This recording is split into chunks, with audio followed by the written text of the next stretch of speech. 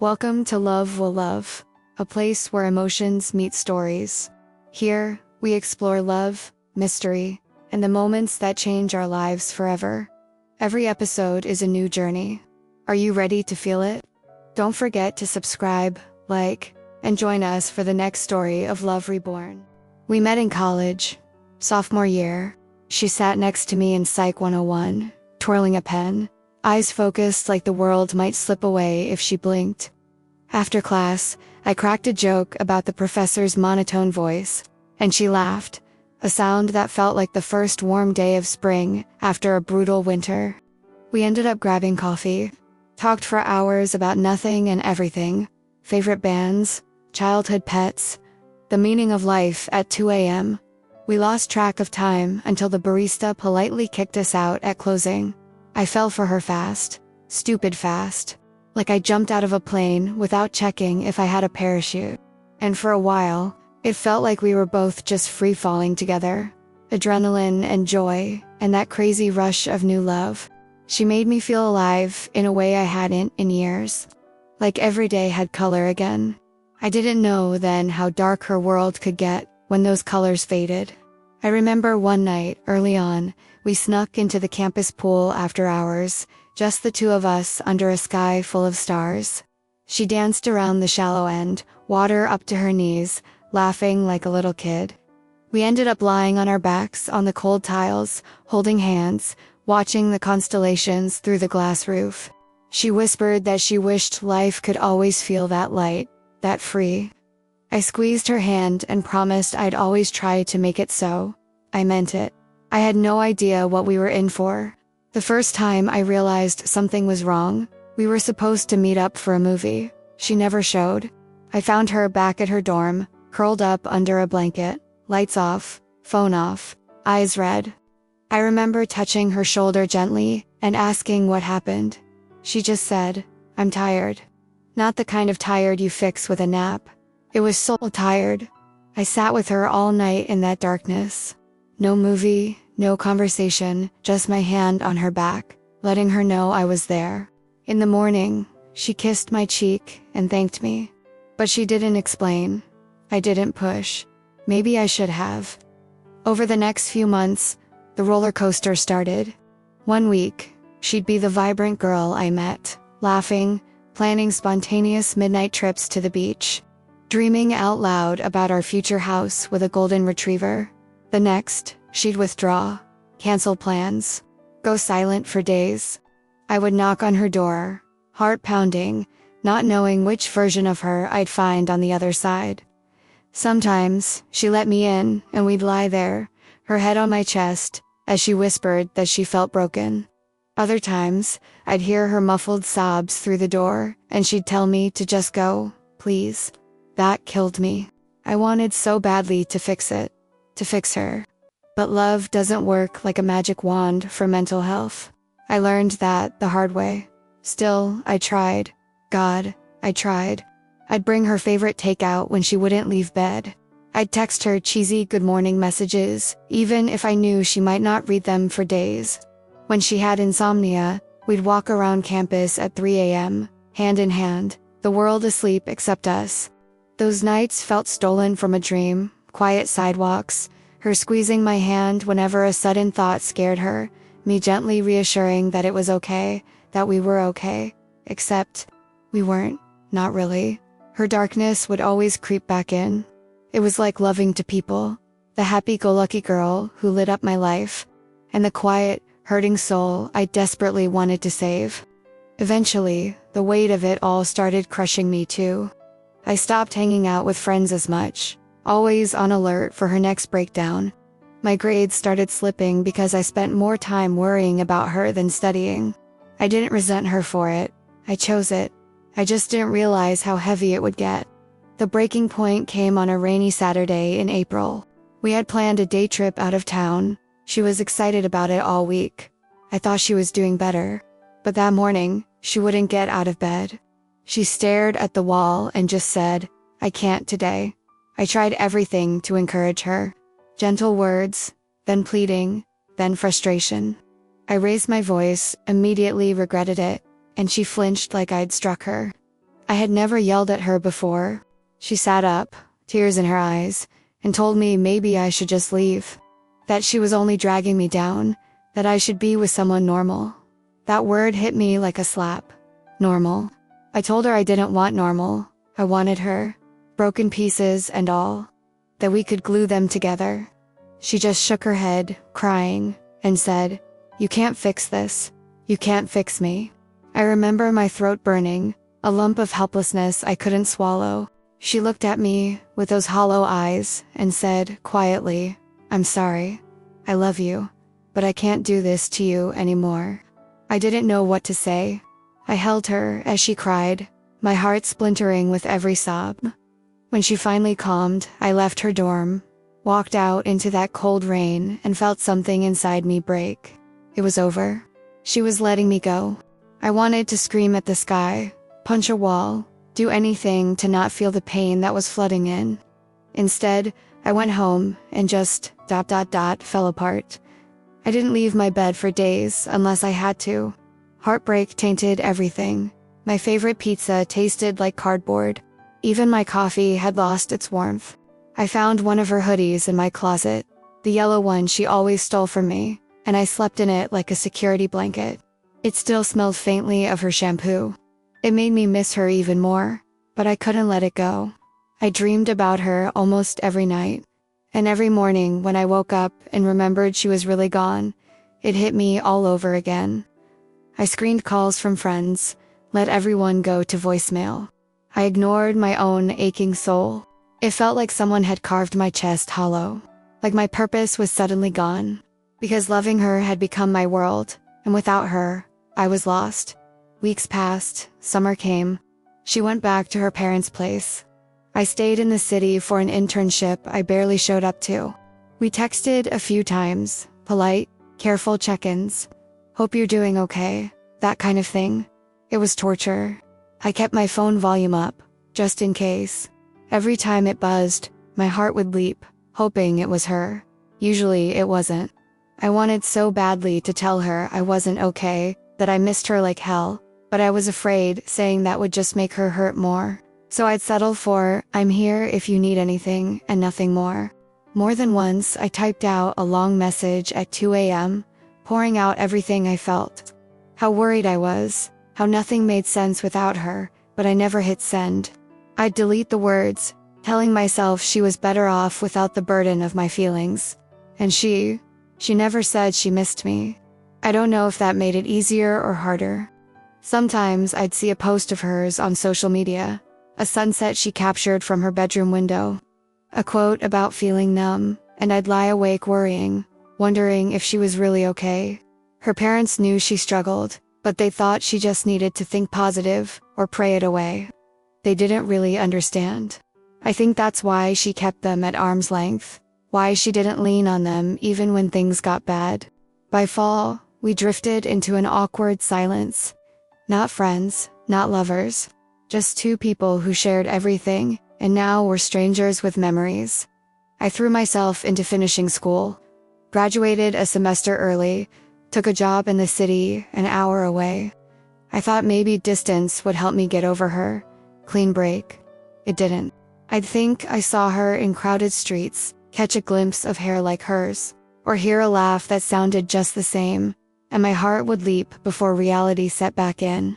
I dated, technically, went on a couple blind dates set up by a coworker. The women were nice, but I'd find myself comparing every detail to her.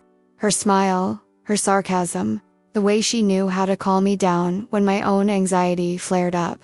By year 2 post-breakup, I was functioning. Outside looking in, I probably seemed fine, but I was a mess underneath the smile. I missed her in the kind of way that sits in your bones. I even went to therapy myself. The college counselor once, then a therapist in the city. I was embarrassed at first. I was supposed to be the strong one, right? But heartbreak is its own kind of illness. It eats you from the inside. Therapy helped, a little. Gave me tools to cope, to not blame myself for failing to save her. But nothing could erase her from my heart. Then, about 3 years after we broke up, I got a call. It was a mutual friend from college, someone who still lived near her parents' town. I remember her voice was urgent, shaky. "You need to know. She's in the hospital. She tried to ... hurt herself. It's bad," she said. My body went cold. The whole world just ... tilted. I hadn't spoken to her, really spoken, in ages. But I thanked our friend and hung up, hands trembling. Without even thinking, I grabbed my keys and drove the hour to that hospital. I broke every speed limit, heart pounding out of my chest the whole way. I was terrified. Terrified I was too late. Terrified I wasn't family, and they'd block me from seeing her. When I got there, I blurted her name at the front desk, out of breath and probably dead. Maybe they thought I was the crazy one. To my surprise, they let me in. Later, I found out she had listed me as her emergency contact. Even after all that time, she never replaced my name. I walked into that dim hospital room, and there she was. She looked so small in that bed, pale, with an IV hooked to her arm. Alive though. Thank God, alive. I think I exhaled for the first time in an hour when I saw her chest rise and fall. She was asleep, or unconscious. I wasn't sure which. I quietly pulled a chair beside her and just sat. My hands were still shaking. I reached out and gently held her hand, the one without the IV. It was cold. I warmed it between mine, staring at her, drinking in every detail like she might vanish if I blinked. After a while, her eyes fluttered open. Those same brown eyes I fell in love with, now full of pain and confusion. She saw me and a tear slipped out, tracing down her cheek to the pillow. "I'm sorry," she croaked, voice barely audible. My throat was so tight I could barely speak. "You're okay?" "I'm here," I whispered, moving closer. She closed her eyes, more tears leaking out. I didn't know who else to call. "I'm sorry," she kept saying, voice cracking. I stood up and carefully leaned over to hug her. She felt fragile, like a bird with broken wings. "It's okay," I murmured into her hair. I was crying too by then, though I hadn't noticed until I felt tears on my cheeks. "It's okay. I'm here. I'm not going anywhere." We stayed like that for a long time. Her crying quietly into my shirt, me stroking her hair, my heart breaking and healing all at once, just holding her. Eventually, a nurse came in, and I pulled back, wiping my face. The nurse gave us that gentle, understanding smile, like she sees this kind of thing every day and is rooting for us. She said I should let my friend rest. I didn't want to leave, but I also didn't want to get kicked out. So I kissed her forehead and told her I'd be right outside. She squeezed my hand so hard, like she thought I might disappear. "I promise," I told her. That night I tried to sleep in a hard plastic chair in the waiting room, but I couldn't. I watched the seconds tick by on a vending machine clock, replaying every moment, every warning sign I missed, over and over. Why hadn't I checked on her more? Why didn't I fight harder for us? Questions that had no answers. In the morning, I was back in her room the moment visiting hours began. She looked a little better, less pale. She even managed a tiny smile when she saw me. We talked, really talked. She told me about the past few years from her side, how after I walked out that April day, she fell into a deeper depression than ever before. How she tried therapy, different meds. Some helped, some made her feel nothing at all. She admitted her parents still didn't get it. Her mom would say things like, "But you have so much to be happy about," like she could just snap out of it. That only made her feel more alone. She said she even dated someone briefly, hoping a fresh start would fix things. It didn't. It only made her feel more isolated, so she ended it. Her eyes searched mine when she finally confessed, "I missed you." Every day. I had to blink away tears at that. All those years thinking it was just me holding on, and she'd been missing me too. I told her how I'd been, that I'd had some dark times as well. Maybe not the same, but I understood a piece of her pain. I even admitted that a couple years back, I'd stood on a bridge one night, thinking about jumping because I felt so empty without her. Ultimately, I stepped back and called a crisis line, but that darkness had scared me. She squeezed my hand, eyes shining with tears. "I'm glad you're still here," she whispered. We were both quiet for a while after that. Sometimes there's nothing more to say. When her doctor came by, we sat together through the discussion. He talked about next steps, a stay at a treatment center, adjusting medications, therapy plans. She stared at her hands, picking at a loose thread on the blanket. I gently told her she should do it. Go to the treatment center, get the help. I promised I'd be there for her through it all, if she wanted me. Her eyes met mine, uncertain. "Why?" she asked softly. "After everything I put you through, why are you still here?" I took a deep breath, heart in my throat. "Because I love you," I said. "I never stopped. I tried to move on, but you're it for me. You always have been." She broke down, and so did I. It felt like years of pain were washing out of the room with our tears. She hugged me, and I hugged her right back. "I love you," she kept saying. "I'm so sorry." I just held her. "Nothing to apologize for," I murmured. "We're here. That's what matters." The next few months were hard. I'm not gonna lie and say everything was fixed. She spent 6 weeks at an inpatient treatment center. I visited every chance I could. We wrote letters on the days we couldn't talk. I still have them all in a shoebox under our bed. When the day came to bring her home, I was nervous as hell. Would she be different now? Would she still want us? But then I saw her step out of those doors, suitcase in hand, looking weary but hopeful. When our eyes met, she smiled, a real, genuine smile. In that moment I knew, whatever happened, we were going to be okay. When she came home, she moved in with me. It was scary for both of us, trying again, for real, with the weight of our history around us. But we took it one day at a time.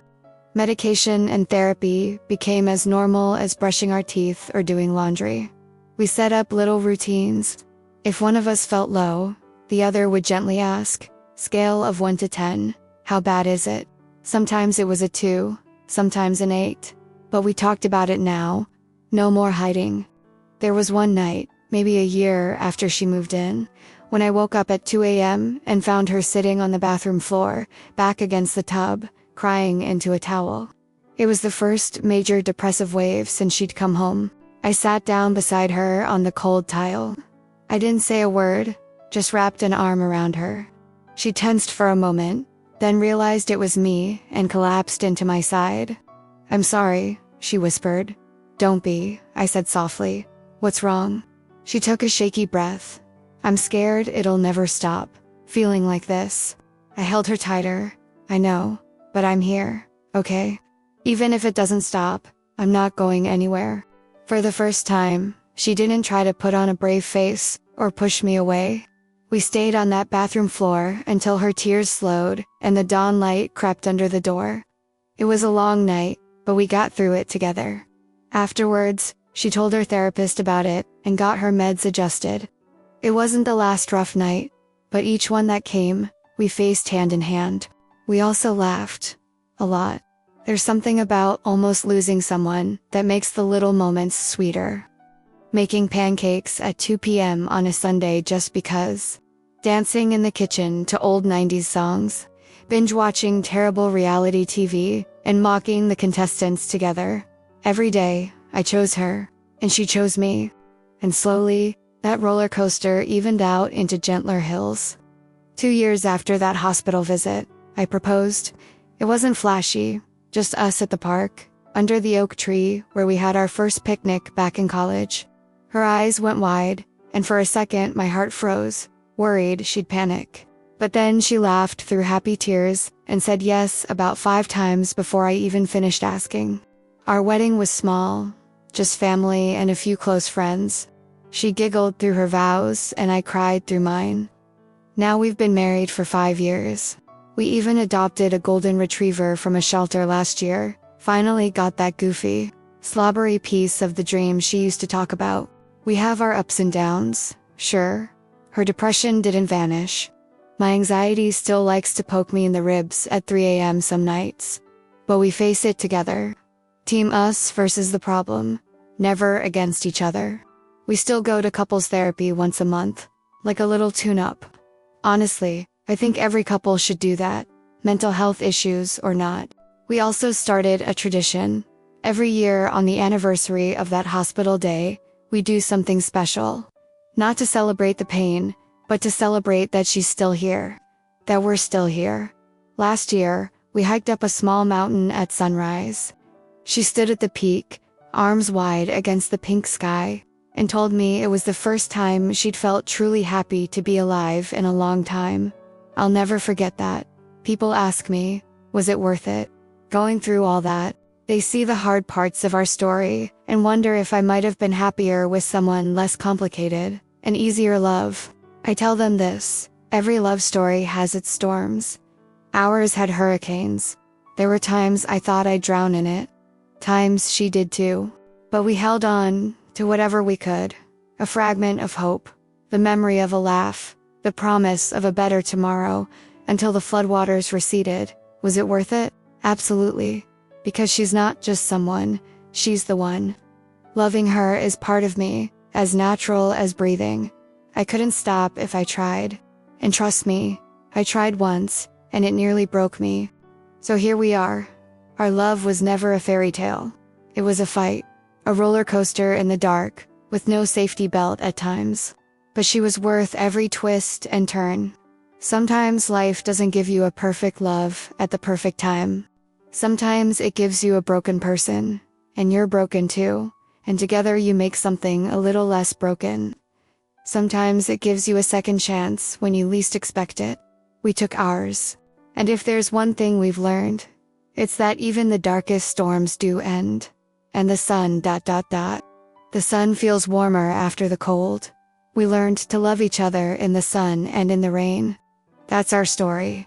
Messy, painful, beautiful. And if I had to ride that roller coaster all over again, just to be with her at the end, I'd do it in a heartbeat.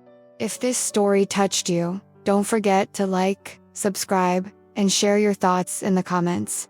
Love has many faces. Which one will we discover next?